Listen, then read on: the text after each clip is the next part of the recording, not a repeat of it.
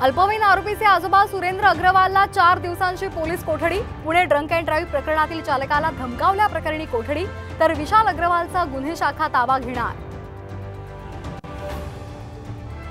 पुण्यातल्या drunk and drive Ashish Shelar यांचा मुख्यमंत्र्यांवर विश्वास नाही का? अनिल परब यांचा सवाल। तर ठाकरे लंडनमधून नालेसफाई करणार का? शेलारांचा पलटवार। शिक्षक आणि पदवीधर निवडणुकीसाठी ठाकरे गटाकडून उमेदवार जाहीर। अनिल परब जम्मू अभ्यंकर रिंगणामध्ये, तर भाजपकडून निरंजन डावखरे यांना पुन्हा संधी मिळण्याची शक्यता।